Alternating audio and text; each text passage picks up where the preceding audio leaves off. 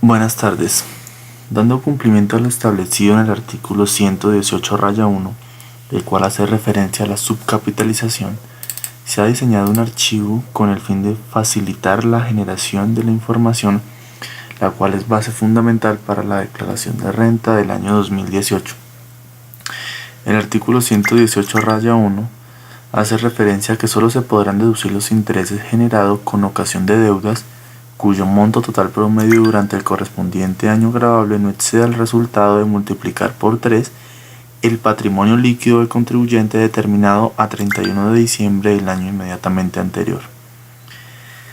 En virtud de lo dispuesto en el inciso, no serán deducibles la proporción de los gastos por concepto de intereses que exceda el límite al que se refiere este artículo. Entonces, dentro del archivo que se les va a enviar van a encontrar una carpeta con el nombre subcapitalización, y dentro de la carpeta subcapitalización un archivo con esta descripción, artículo 118-1. Al abrir el archivo encontrarán que se compone de 3 hojas: información, detalles y sobregiros. En la hoja de información van a escribir el nombre de la empresa. Para el caso del ejemplo vamos a diseñarlo con distribuidora Tropicana. Una vez ingresado el nombre, vamos a ingresar el patrimonio líquido del año 2017, el cual lo podemos encontrar en la declaración de renta. Vamos a estimar un patrimonio de 2.500 millones para distribuidora Tropicana. 3 veces es el monto máximo de endeudamiento, 7.500 millones. El archivo está diseñado para colocar cada una de las deudas de la compañía hasta un máximo de 20. En el caso de requerir más, por correo electrónico me lo hacen saber para adicionar o ampliar el campo. Cuando se refiere a las deudas, vamos a tratar las deudas por cada una de las que reflejamos en nuestro pasivo, sin importar que sean el mismo tercero. Esto con el fin de detallar cada una de estas.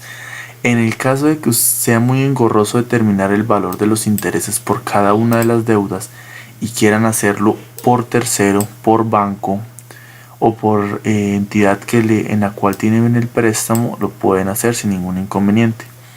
Entonces vamos a hacer 2 ejemplos de cómo se debe diligenciar la información. Vamos a generar un NID para el cual tenemos la deuda. Vamos a suponer que es Banco del Norte. Saldo inicial de la deuda. El saldo inicial de la deuda vamos a digitar el valor del inicial. Pueden darse 2 casos. Puede ser que la deuda venga de un año anterior o puede ser que estemos adquiriendo la deuda en el año 2018. Independientemente de cuál sea el caso, es el valor inicial, ya sea el que venga del año anterior o el que se esté pactando como una nueva deuda en este año. Vamos a suponer que el capital inicial son 7.000 millones de pesos. Ese es el valor de nuestra deuda. 7.000 millones de pesos. Y que lo adquirimos el 31 de mayo del 2018. Los intereses del año que me han generado esta deuda en el Banco del Norte han sido de, vamos a colocar un valor muy alto, vamos a colocar 1.900 millones de pesos. Listo. Una vez colocada la información general del crédito, vamos a inventar otro NID. Vamos a decir que ese se llama Banco del Sur, que tiene una deuda que viene del año anterior con un valor de 9.500 millones. Viene del 1 de enero del 2018 y que los intereses que me ha generado esta deuda son 3.600 millones. Vamos a colocar unos valores que sobrepasen pues los estándares normales. Una vez ingresada la información inicial del crédito, en la hoja de detalles vamos a ingresar cada uno de los movimientos que tuvo este crédito, ya sea aumentos de capital o abonos a capital, con el fin de estimar los días de permanencia en la deuda, que es como se calcula la subcapitalización. Van a encontrar en la hoja de detalle cada una de las deudas que ingresamos en la hoja de información. Deuda 3, deuda 4, cada una de las 20 deudas está diseñada acá.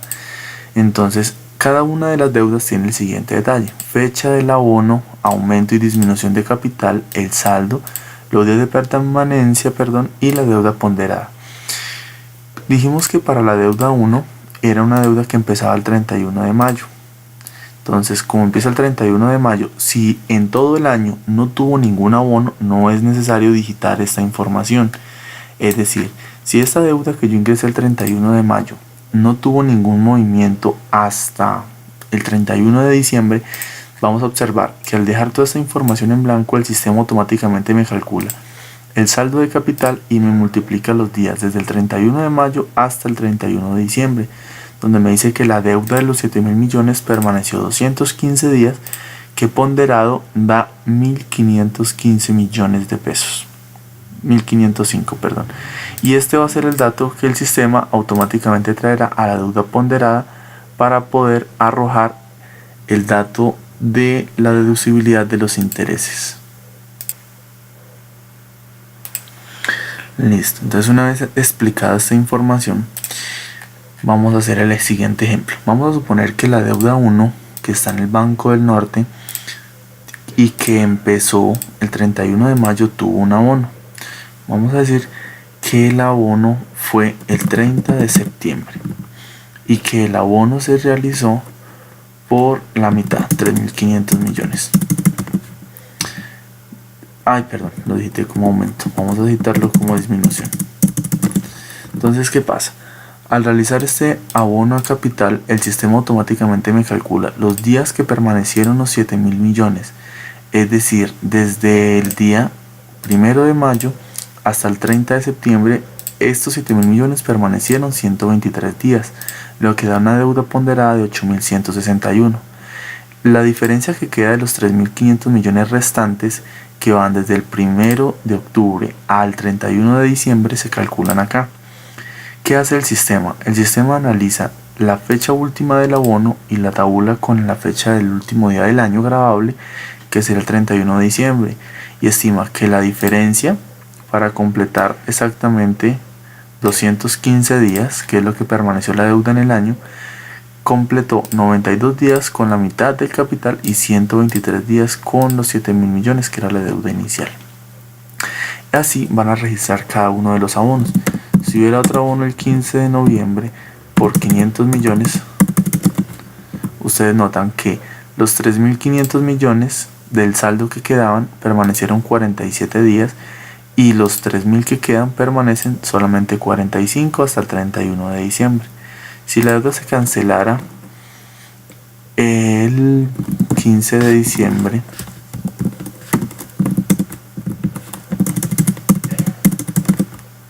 vemos que este saldo realmente permanece 31 días, ¿sí? Que desde el 15 de noviembre al 15 de diciembre que se cancela la deuda, y el total de esta deuda ponderada es lo que me pasa a la hoja de información para calcular la deducibilidad de los intereses.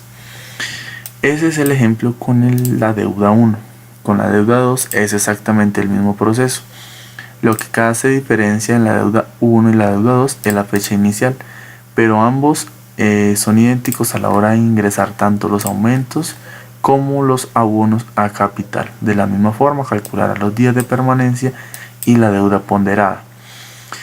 Este proceso lo van a hacer con cada una de las obligaciones. Reitero, si les es muy difícil identificar cada una de las deudas que manejan, pueden hacerlo a nivel de tercero.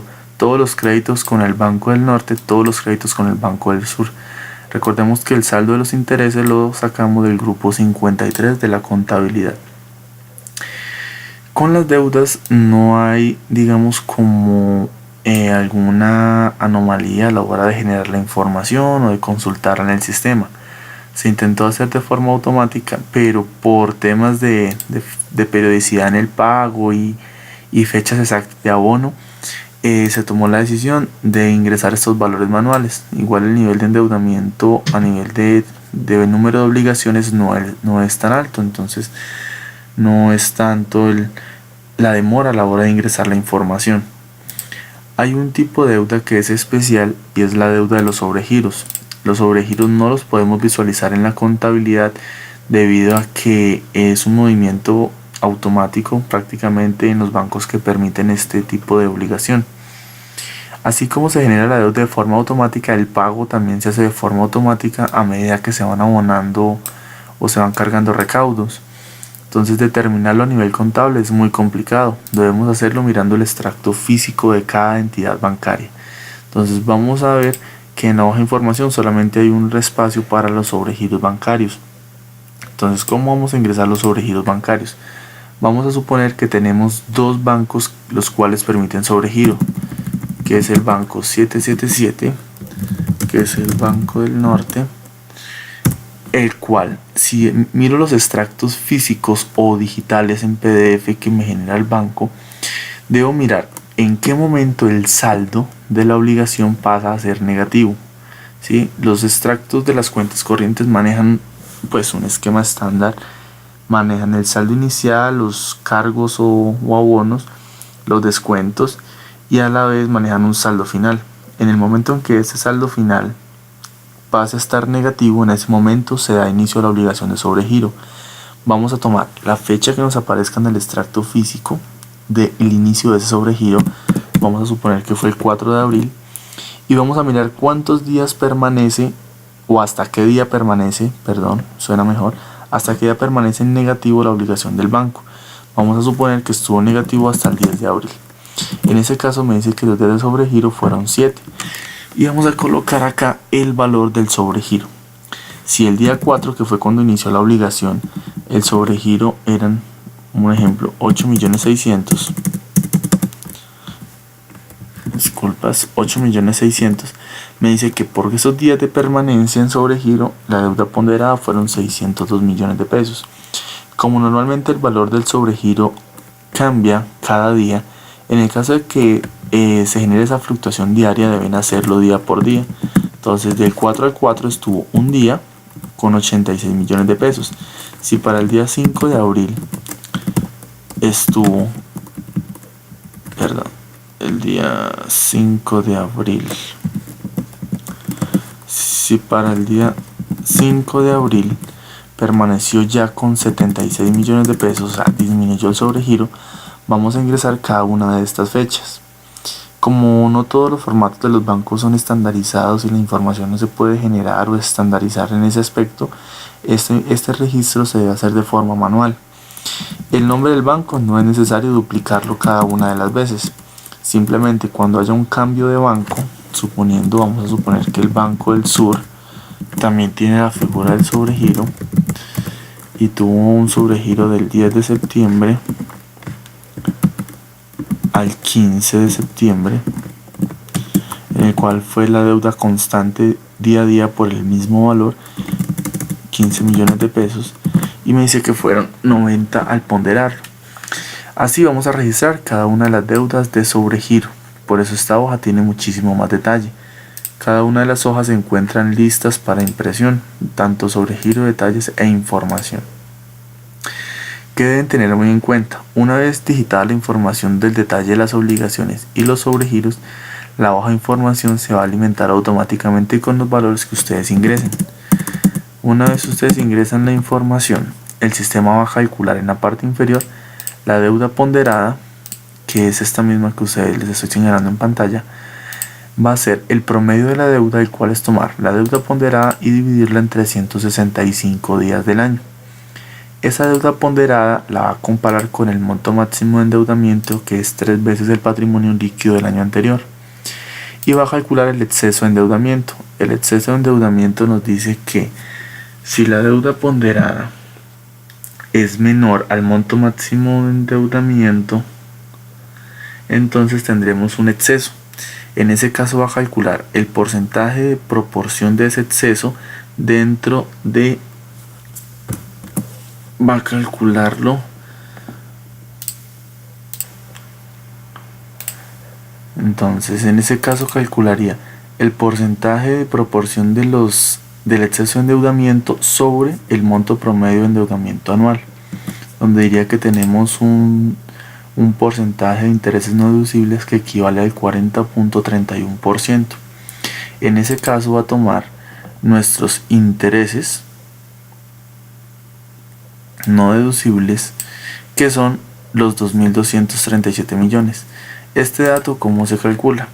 Él va a tomar, como ingresamos en esta columna, el valor contable de los intereses de cada una de nuestras deudas. él hace esa misma proporción. Entonces, si la fórmula nos está diciendo que nuestra proporción de intereses no deducible equivale al 40.31, él toma cada uno de nuestros intereses de cada una de las deudas y los multiplica por ese valor, de tal forma que nos trae un total de intereses no deducibles. Entonces estamos viendo que los 5.550 millones de intereses realmente no son deducibles 2.237, y esta sería la información que se debe llevar al anexo 16 como una partida no deducible. Entonces recomiendo que este anexo es de una u otra forma un poco muy manual. Recomiendo que tan pronto se haga el cierre fiscal del año, se tengan contabilizados y conciliados los bancos, se procede a elaborar este anexo. El tema de los sobregiros se puede ir adelantando, pues requiere la información histórica del año 2017 de cada una de las deudas, mirando los extractos físicos. Igual cualquier inquietud, cualquier duda, estaré atento para brindar el respectivo soporte. Entonces espero les sea de gran ayuda este archivo. Cualquier duda o sugerencia por medio del correo electrónico será resuelto. Muchísimas gracias.